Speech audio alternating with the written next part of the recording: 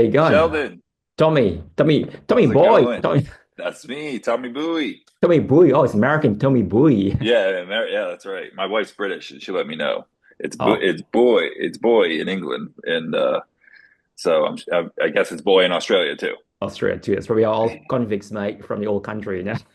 Yeah. Where are you now, mate? Are you in America at the I'm in moment? Los Angeles. I'm in LA? Los Angeles. We leave on Friday for the long flight over to Perth.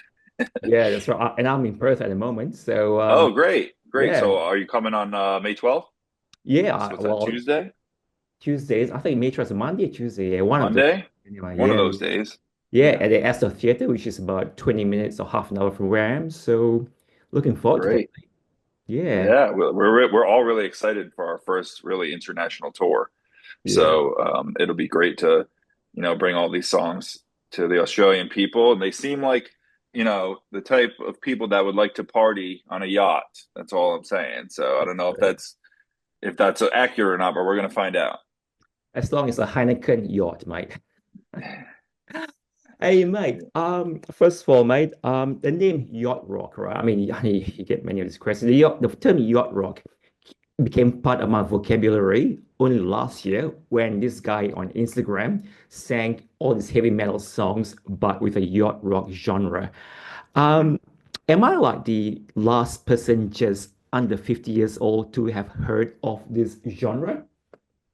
No, it's still like I feel like we're still spreading the yacht rock love, and everywhere we go, it's becoming more and more popular, but there's still a lot of people that are asking like, what is yacht rock, and then we have to explain to them it's 70s and 80s soft rock like Steely Dan, Toto, Michael McDonald, Christopher Cross, all of these legends.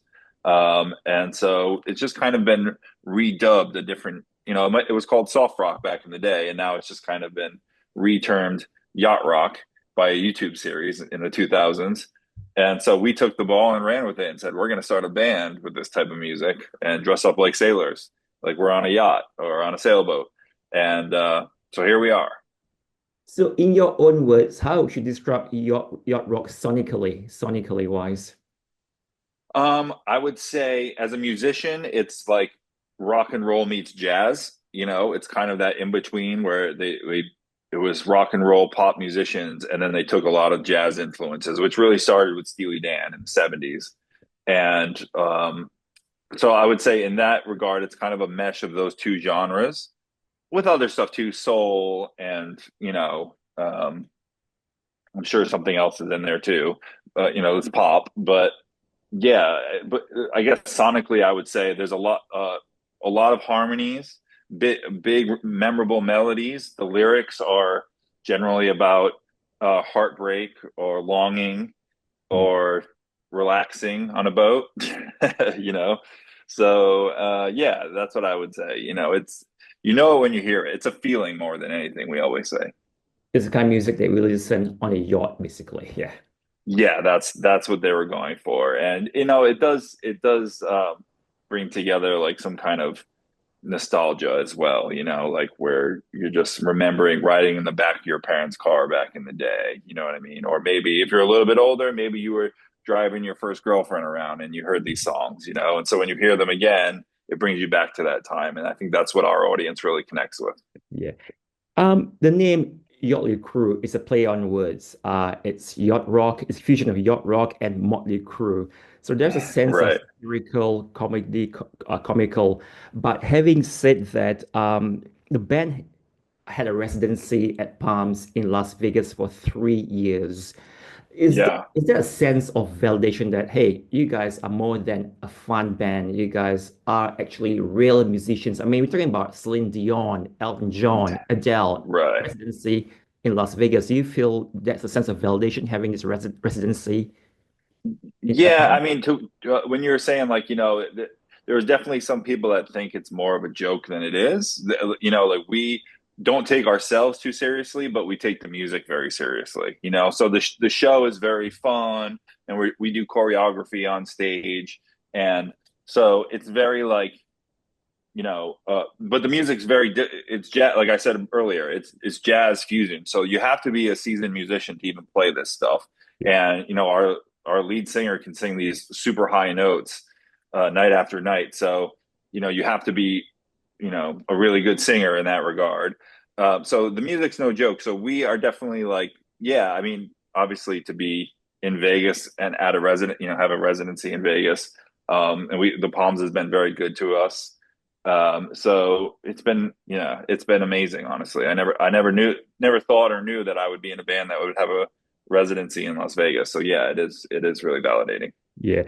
I mean, the Las Vegas Review Journal hailed it would be tempting to describe Yächtley Crëw as a just as a cover band, but it is small. It is a trend-setting a movement, an ocean spray to the face during the torrid summer months.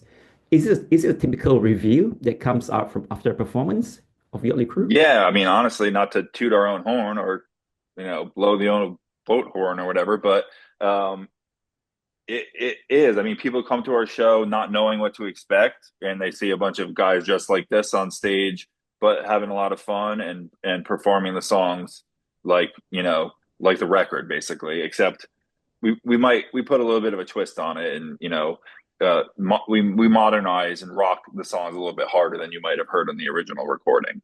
But yeah, the sorry,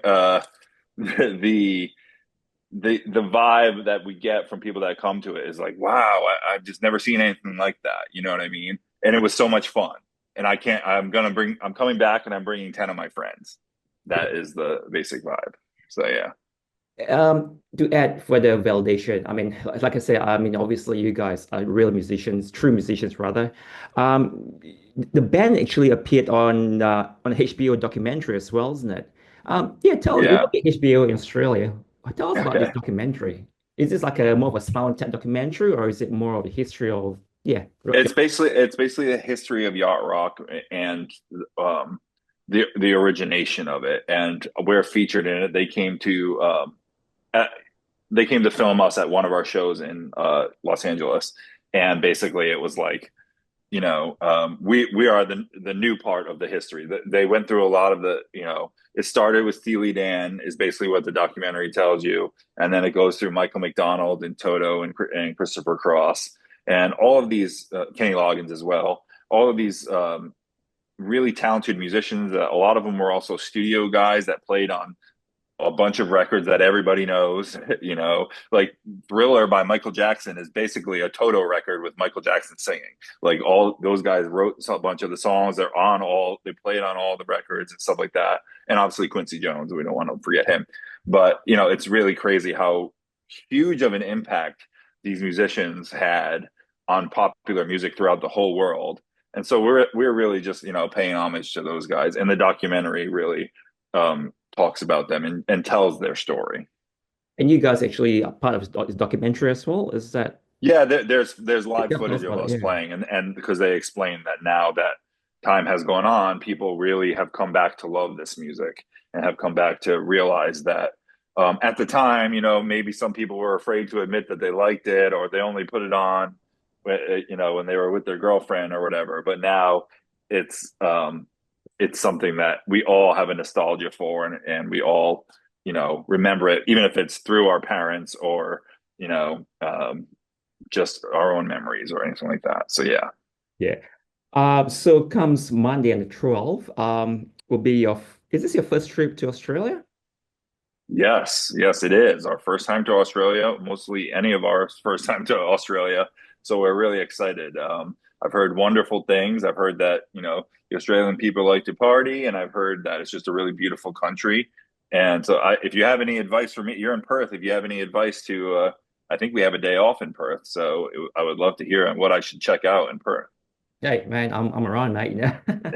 Oh, Well, yeah, cool. we do have it's a bit coolish weather here. It's in the 20s or Okay. 70 degrees Fahrenheit in your language, but we get the Mhm. Cottesloe Beach, we have Fremantle.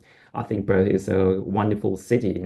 It's not like Los Angeles, obviously, but it's Right. a very chill out city. But yeah, you'll love it here. Oh, Um, great. yeah, let's talk about some of the song choices. You got Africa by Toto, you've got Mhm. Sailing by Christopher Cross, the Pina Colada song.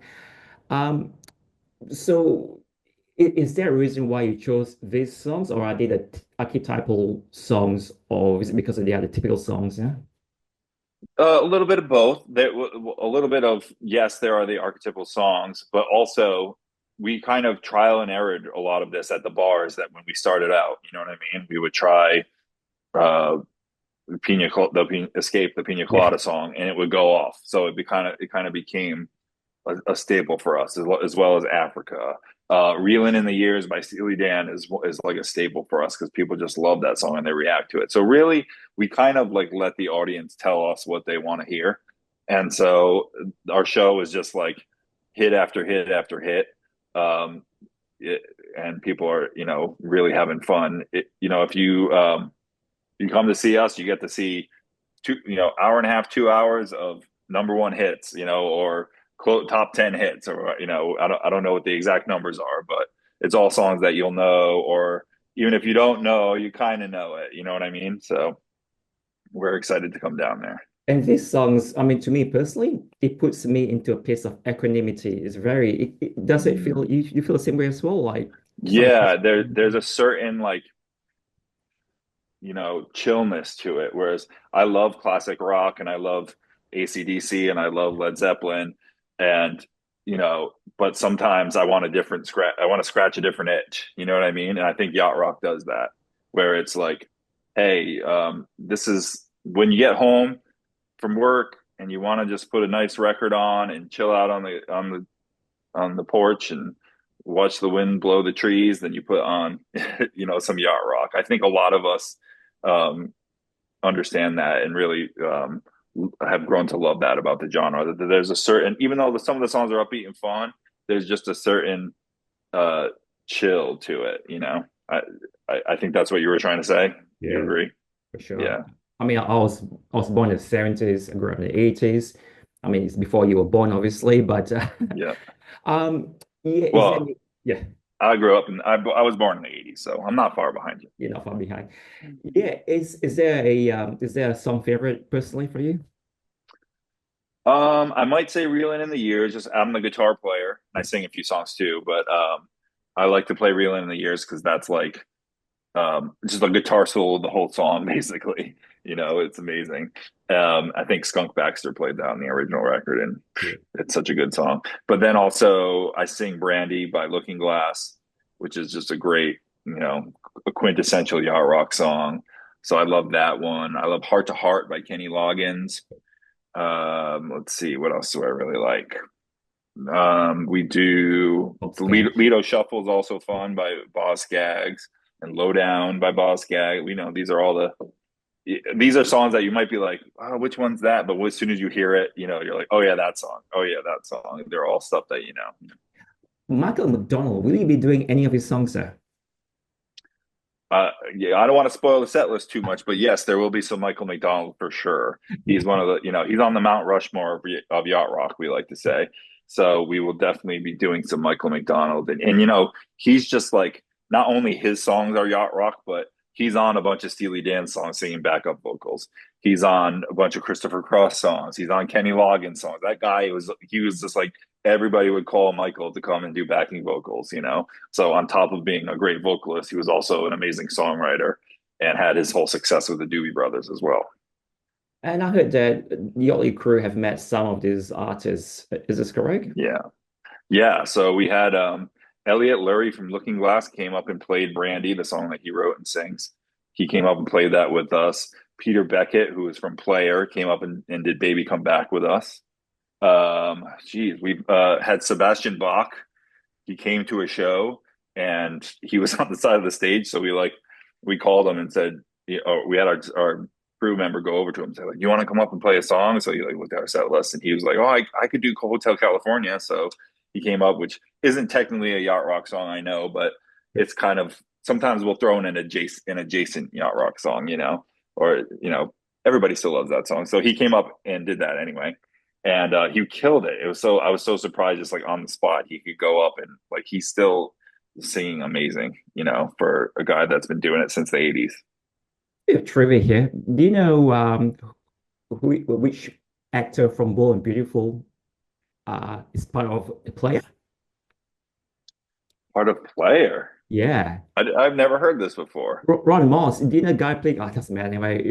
Rich Forrester. He was part of player, and he came to Perth, Australia, as a solo artist. Wow. Yeah, I didn't know that. It's like, wow, man. That's cool. We'll see that. You learn something new every day. Your wife will know that. Yeah. So the songs that the band be playing, would they be playing with the same arrangement as the original, or would there be a mix of, twist? We generally stick to the record. If there's like a fade out on the record, we might play it a little longer. We're not going to do a fade out live. But in general, we're pretty faithful to the record, except that we might rock them a little harder. There's a little bit more distortion on my guitar, and our drummer might hit the drums a little bit more rocking than they did back in those days. Yeah, fantastic. Hey, Tommy, it's such a pleasure to meet you, mate. Thank you so much for putting the effort to All dress up. right. Thanks for having me, Sheldon. Appreciate That's, it. that's awesome, mate. So I'll see you on Monday, I think.